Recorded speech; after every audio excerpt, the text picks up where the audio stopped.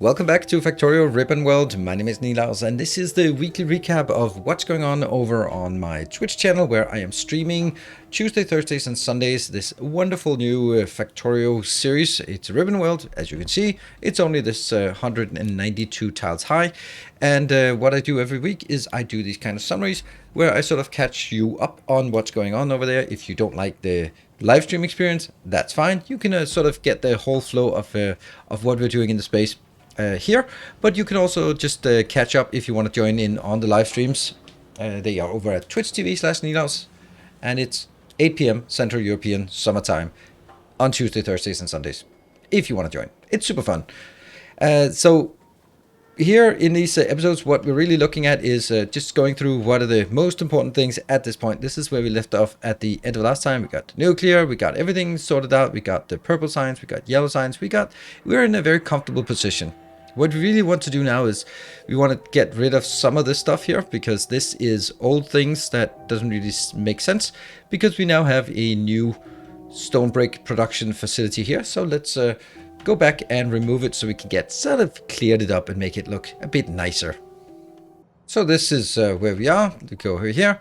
We've now built a new train for stone and stone bricks coming from this new location, getting filled up and going back and forth. Since there's only one load and one unload, I don't need any advanced conditions on this. And with this, we'll just go in here, and I have a combined train because, well, that's kind of the only thing that makes sense in this scale. So these are just going in on this part here and taking it in here. What we will start to see at this point, and now we have sort of replaced that, we're seeing the one that isn't really working is the up here. And well, I guess I know why. It's probably because I've taken this out. That's probably why it's not working. The reason why I'm taking this out is because I also want to double the red circuit build. And that's why I'm taking it out, so it can sort of run dry, and then I can build two of these next to each other. That would be needed because we are needing more red circuits. Of course, that will also get us into trouble with other things, such as we need more green circuits and we need more plastic. Plastic is something we built. We don't have yet. We have it just coming from here, but that's definitely not going to be sufficient. So we need to get better plastic and better green circuits. Green circuits means more copper, and that's going to be one of the big issues that we have. One of the things that you will see in this episode is that the whole thing will transition very much. If we look at right here, this is how much space we have, and we're very much constrained. What I'm going to do is I'm going to make a change to this series when we launch the first rocket to sort of transition it into sort of, I'm not going to call it mega base, but you know what I mean. This is where we are going to build it. So let's take a look. What we need to do is get some more space. We have one space for one more landfill, one more here, so we need to start landfilling it and try to figure out what we're going to do about copper, because that's our big issue. Also notice how clean it is. There are a few trees here and there. That's probably not going to continue like this. Now, coming back to the copper location, at this point you can see that as I said, we have really big issues with not enough copper. What I'm doing now in desperation, and that's probably the right word, is that I'm just trying to crank up as much copper as possible, but I can only get to 62 copper here, so I put some modules and beacons in here just to try to get as much as possible, and this gives us plus 8%, so the whole base is now running on 62 copper plus 8%. So it's not even 70 copper per second that I have my entire base working on, and that's obviously not enough. We don't see anything except out here, and it's very long until we get that. So that is definitely a problem. What I'm going to be focusing on is launching the rocket, and then we'll do some changes here. I've also set up the start of the next place. This will be my coal liquefaction, because I have beautiful coal location here. I can just drag it over here, and I can convert all this glorious coal into oil, make it into plastic and rocket fuel, because we're kind of slowly working our way towards space science.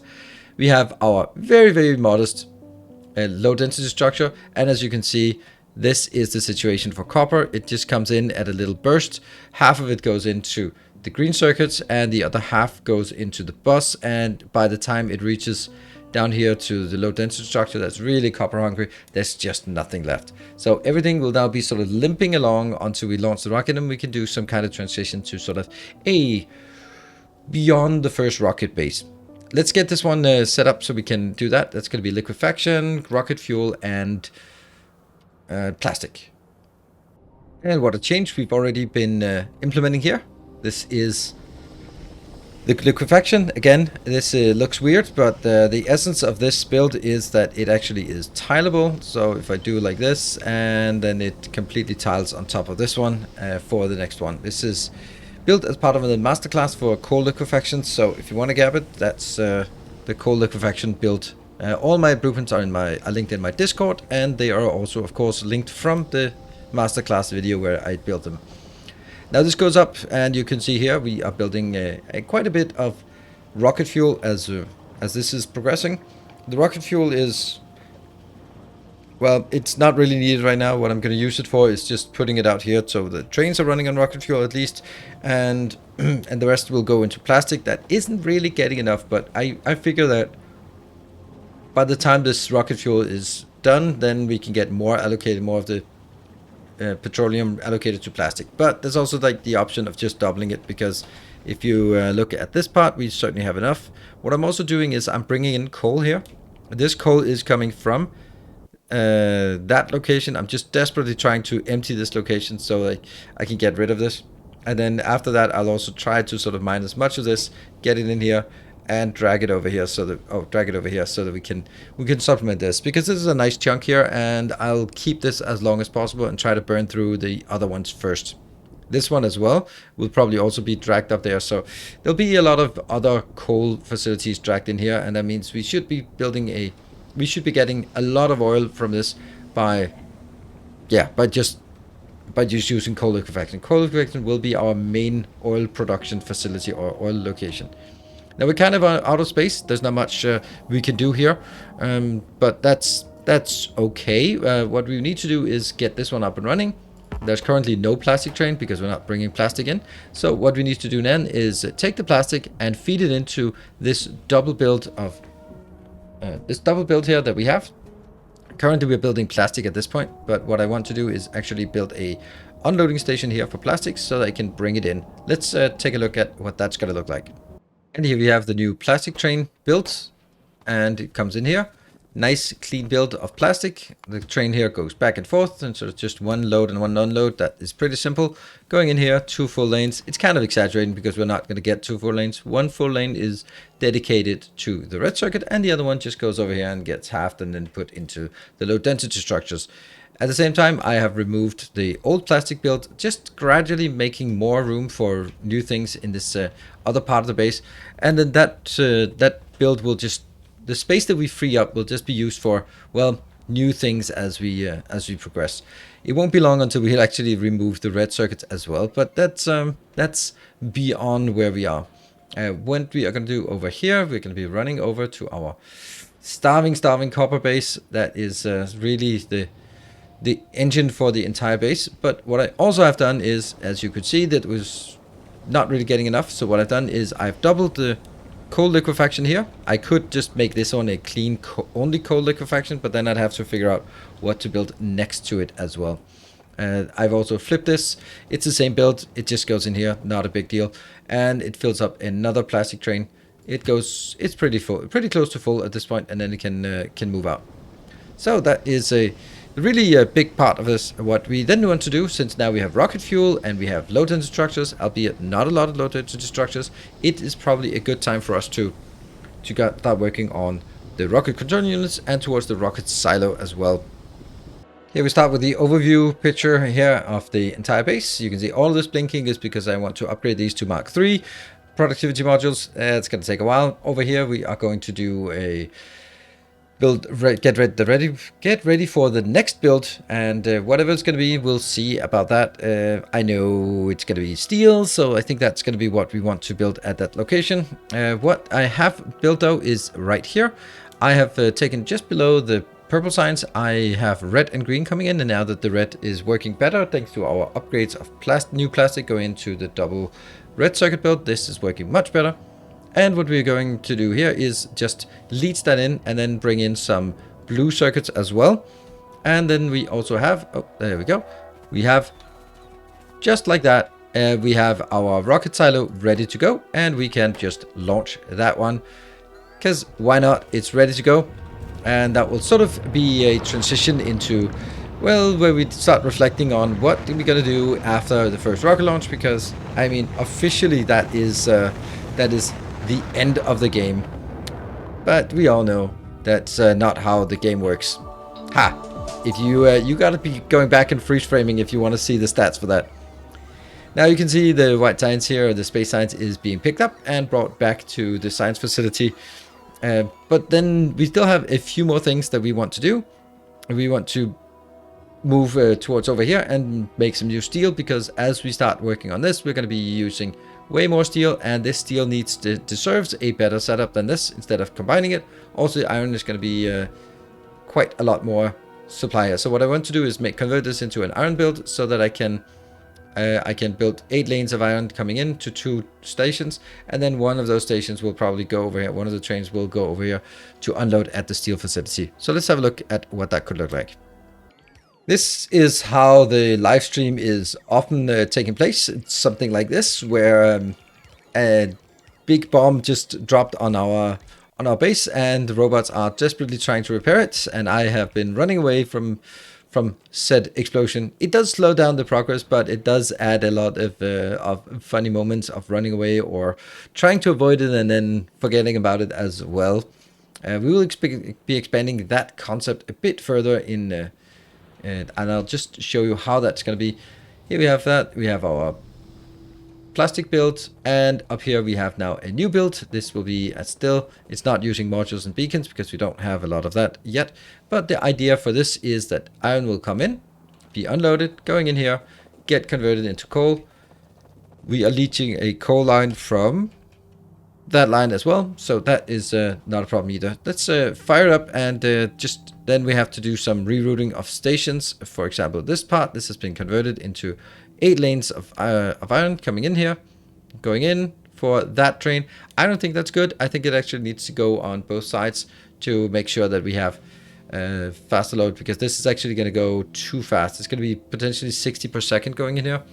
And that means each of these have to swing and get 15 per second swinging in here just to keep up with the belt. And I don't like that. I think I need to unload it on 2 stations so that I have 2 potential train loads. Let's see if we can do that as well.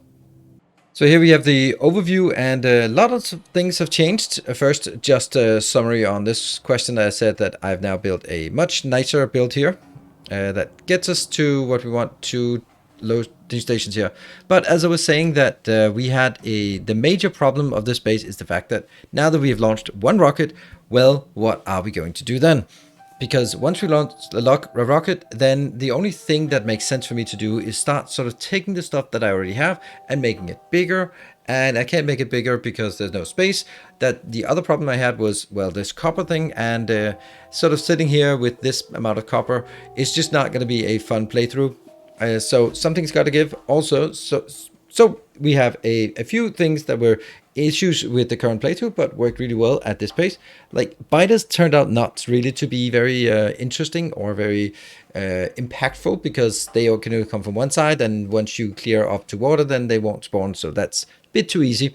The second one was not enough space to really, after the rocket launch, to do any kind of transition and into sort of bigger builds, more aesthetic builds, and also start loading, getting some really trains going. That's the fun part, right?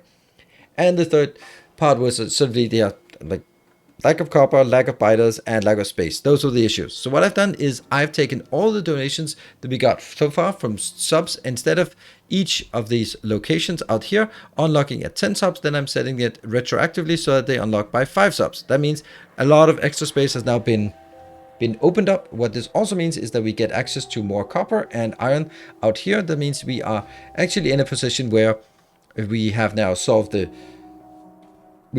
issue that not enough copper.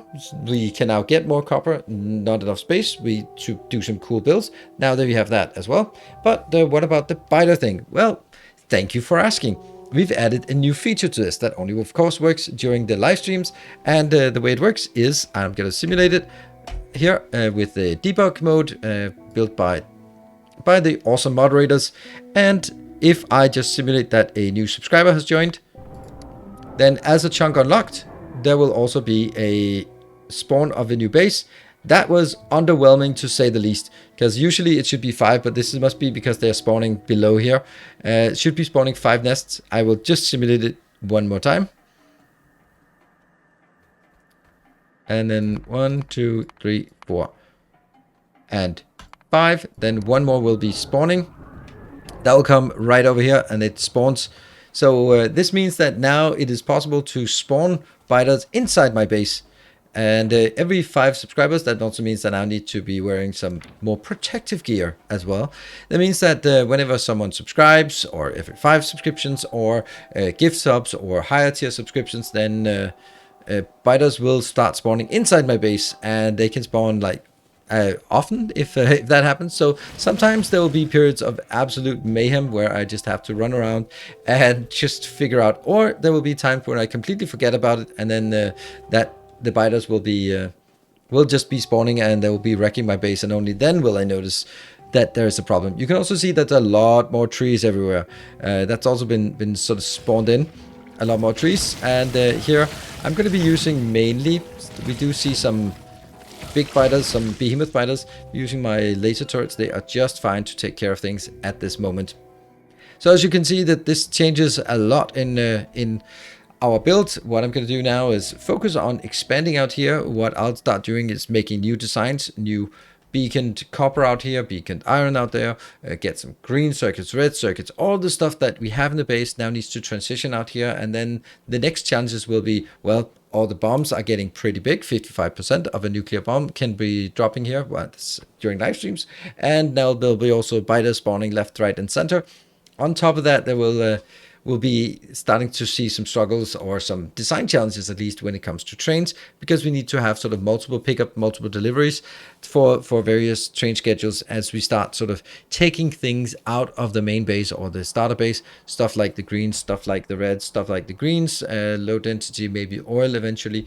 Scaling all these things up to much larger scale.